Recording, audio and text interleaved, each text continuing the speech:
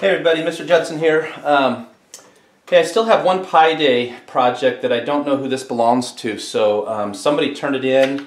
If you recognize that and it's yours, send me an email so that I know, and I'll get you credit for that.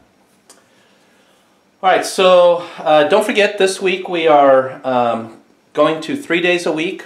It's something that we need to do in order to, fully prepare ourselves for that Central Washington final. I think 3 days a week is a whole lot less than 5 days a week, so it may sound like a lot now because we've kind of gotten used to a lesser routine. But yeah, we need to pick it up, otherwise we're going to have some trouble in that test. Alright, so last Thursday we were solving equations. We said that one of the things that needs to happen is we want the equation to be in terms of one trig function, or if I factor it, each trig function or each factor has just one trig function in it. So we're still trying to work with that. So here's an equation that we need to solve, and so that's the first thing I got to figure out is how do I get this in terms of just one trig function, or be able to factor it and get each factor into one trig function. So I'll let you guys work on this for a second. Go ahead and give it a shot.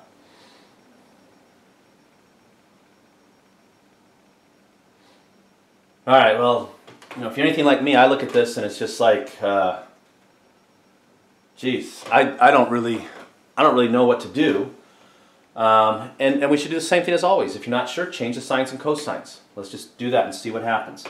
So a secant is 1 over cosine x, and a tangent x would be sine x over cosine x, and that equals 1. And so the nice thing is I do have a common denominator, so let's go ahead and put that together as one fraction. And so now I think what I'll do is to try and I guess get rid of the fractions. I'll move this cosine of x over here. So I've got 1 plus a sine of x equals a cosine of x. And so, yeah, when I look at this, I'm not sure if I'm any better off than I was in the first place. Although, there is one thing I could think of here. At what point is the cosine larger than the sine by 1? See, whatever the value of the sine is, if I add 1 to it, I get the value of the cosine. And when you think about our unit circles, points like this right here, this is at 1, 0. So the cosine equals 1, the sine equals 0. If I put a 1 here and a 0 here, is this true? Yeah, it is true. So that would be one of my solutions. Let's try this point. This is 0, 1. If I put a 0 in for the cosine and a 1 in for the sine, I get 1 plus 1 equals 0. Well, not true. When I come over here, the value of this point, this is negative 1, 0. So if I put a negative 1 in for the cosine of x and a 0 in for the sine, does 1 plus 0 equal negative 1? No. I had to throw that in there. So that does not work. And if I check this point, this is 0, negative 1. So again, if I put a 0 in for cosine and negative 1 in for the sine, 1 minus 1, that does equal 0. So that does work. So these 2 points are my solutions. None of the other points along the circle will have a difference of 0. They're all decimal numbers, and so the difference is going to be a lot less than that. So I would say right here x equals 0 or 3 pi over 2. So, again up here it didn't say an interval from 0 to 2 pi, so I guess what I need to do is add full circles to this. So I should say 0 plus any number of full circles. Well, that's just n 2 pi. You don't have to write 0 plus, because when you add 0 to something, you just get that same thing. Or 3 pi over 2 plus any number of full circles. There's all of my answers, regardless of how many times you go around the unit circle.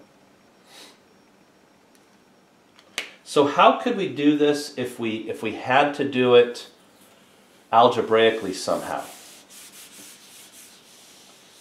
Because that wasn't really an algebraic method. I sort of did a little bit of algebra, but then I just kind of went to a common sense way to figure out the answer.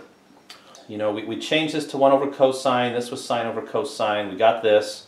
I moved the cosine over.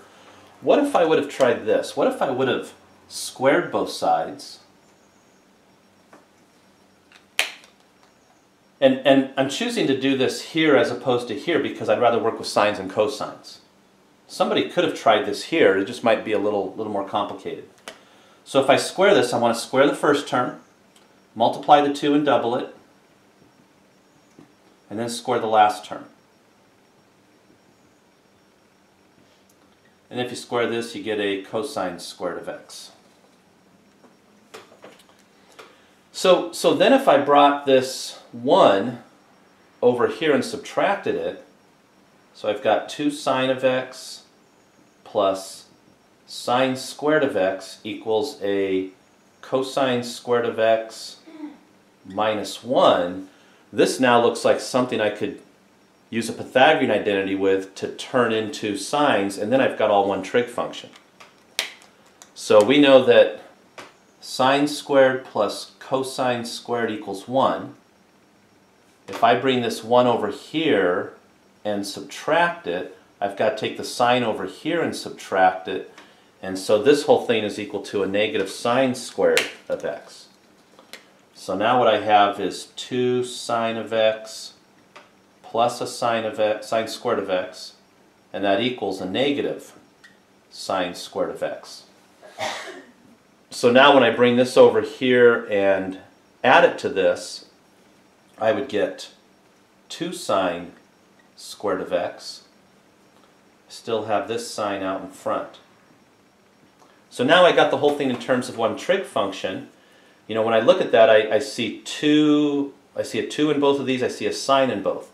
So I'm going to factor out a 2 sine of x, and what I'm left with is 1 plus a sine of x. And so now I'd think to myself, okay, I know 2 can never equal 0. Where could the sine equal 0? Or where could the sine of x equal a negative 1? I want it to be the opposite of this because then when you add those two, you would get 0.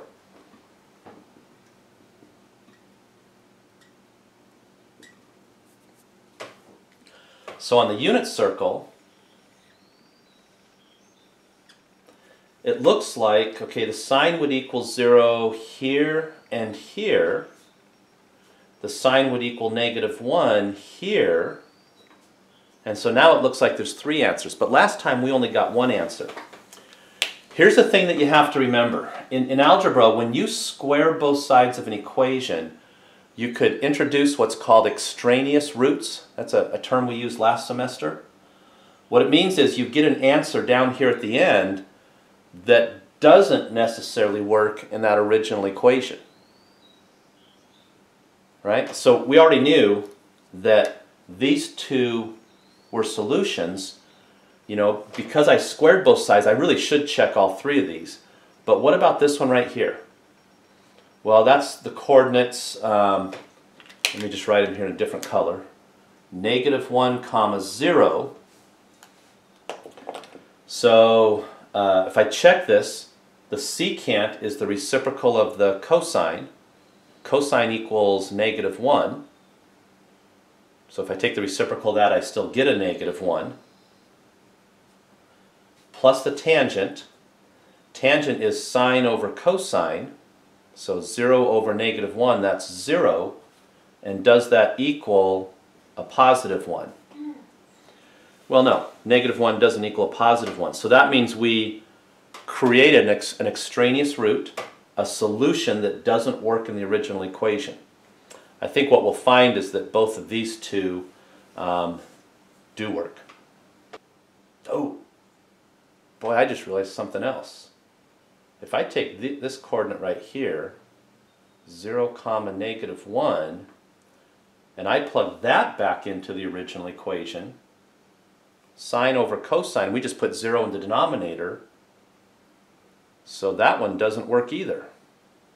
That one didn't work, that one didn't work. I suppose we better check this. 1, comma, 0. So secant's the reciprocal of the cosine, which is 1. That'll be 1. When I do the tangent, I'm going to do sine over cosine. 0 over 1, that is 0. And 1 does equal 1. So I guess that's our only answer. X equals 0 plus any number of full circles. So n 2 pi. Alright, you guys go ahead and try this one. We want to solve this equation. And let's just say for this one we're going to stick between 0 and 2 pi.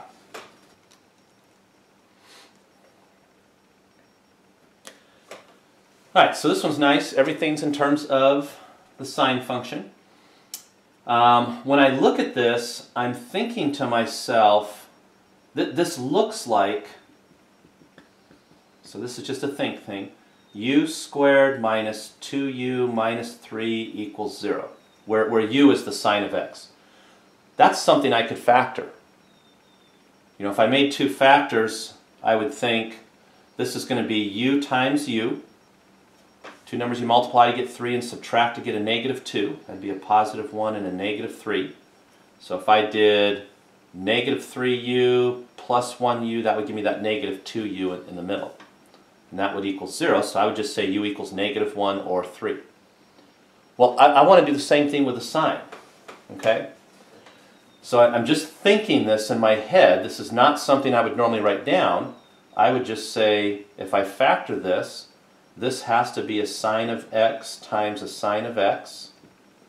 Two numbers I multiply to get a -3 and subtract to get a -2 would be 1 and -3.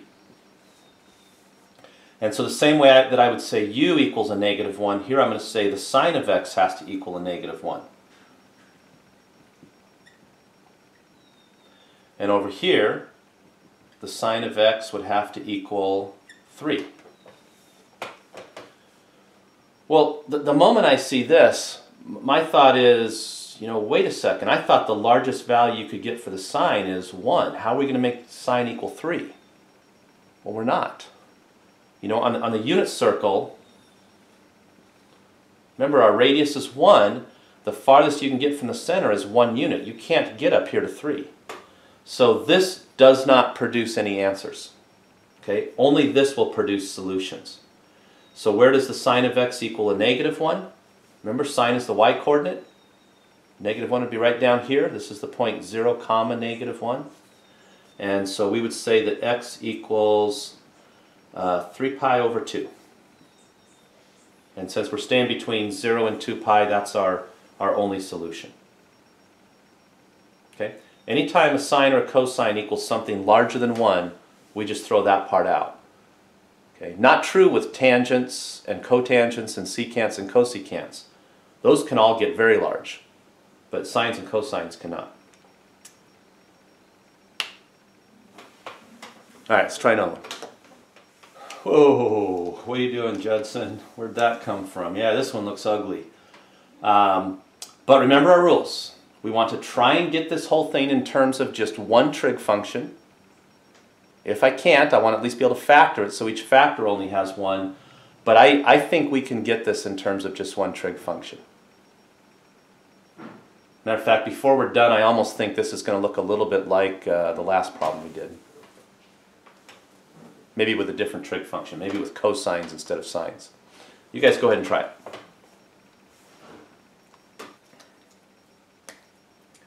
Alright, so right off the bat, I want to move this up here and call it a cosine. Remember, whenever you move a trig function to the other side of a fraction bar, it just becomes its reciprocal function, right? Cosine equals 1 over a secant. So this is going to become sine squared of x plus 2 cosine of x plus 2 equals 0. I don't want to move anything to the other side. I want to leave that as a 0. So now, if I could change this using a Pythagorean identity, if I could somehow change that to cosines, then I've got all one trig function. So let's see, sine squared plus cosine squared equals 1. So a sine squared by itself would equal 1 minus a cosine squared. So I want to put that in place of this. So I've got 1 minus a cosine squared of x plus 2 cosine of x plus 2 equals 0. So I always prefer to start with a positive something squared. I don't like to start with a negative. So what I'm going to do is I'm going to move everything over to the other side. So when I move this over here, it becomes a positive cosine squared of x. When I move this over, it becomes a negative 2 cosine of x. When I add these together, 1 plus 2, that's 3. Move it to the other side, it becomes negative. So now it looks a lot like our last problem. We just had sines instead of cosines. So now I'll go ahead and factor this. Cosine x, cosine x. This has got to be 3 times 1. I want to get a negative 2 here, so positive 1, negative 3. So that would be a negative 3 cosine of x plus 1 cosine of x. That would add up to that middle term. Alright, so that means that the cosine of x has to equal a negative 1. Remember, you guys can do this. You can say to yourself, you know, I'm multiplying two things. The only way you multiply two things and get 0 is either this whole thing has to equal 0, so I'm just going to write that down, or this whole thing has to equal 0. Now if I move that to the other side, see, that's why we always just take the opposite of this number. Cosine of x has to equal a negative 1, or cosine of x has to equal 3. And so kind of the same thing as last time. Cosine will never get as large as 3. It can only get as large as 1. So we throw that piece out. And where does the cosine equal a negative 1? Here's my unit circle. My x-coordinate equals a negative 1 right there. So that means that x equals pi. I guess I didn't write anything up here, so plus any number of full circles. So plus n 2 pi. There it is. Alright, I got one last problem for you guys. Alright, so sine of 2 theta equals a negative root 3 over 2. And let's just say for this one we're only looking for answers from 0 to 2 pi. So when you look at that, you know, the first thing that catches everybody's eye is that 2 theta. You're like, wait a minute, why are we messing with the angles? You know, but hey, that can happen. So what I'm going to do, and this is something we'll do a lot next year in calculus, I'm going to assign a temporary variable to this. Okay? I don't particularly like having a 2 theta in there either. So I'm going to say, let's let u equal 2 theta. U is a common variable to use when you're going to use something temporary. Okay? So just for the moment, I'm going to put a u value in here and say this is equal to a negative root 3 over 2. Well, now when I look at that, I'm thinking, well, that's not that bad. We've been doing that since all the way back in chapter 4, before this whole coronavirus thing. So I ought to be able to solve that. You know, in the unit circle, where do I take the sign and get a negative root 3 over 2? Well, I know that the sign, those are my y-coordinates, that's negative in these two quadrants. So let me put my tick marks in. And so that means I want my y-coordinate to be not the halfway point. You know, if I look at this one right here, that looks pretty close to the halfway point. So I want to choose this one. And over on this side, I want to choose that one. So that means that u is going to equal, if I count around, I would go, remember, you always start at the positive x-axis. You'd go 6, 12, 13, 14, 15, 16 pi over 12, or 17, 18, 19, 20, 20 pi over 12, we're counting by twelfths. So this would be, if I divide by 4, I'd get 3 pi over, 4 pi over 3. And for this one over here, divide by 4, I'd get 5 pi over 3.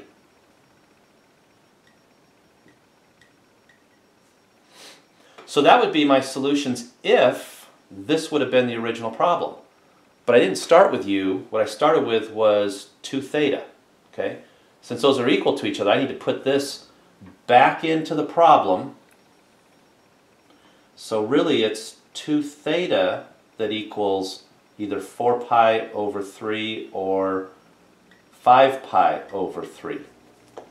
And what I'm trying to do is I'm trying to solve for theta. I don't want to know what 2 theta equals.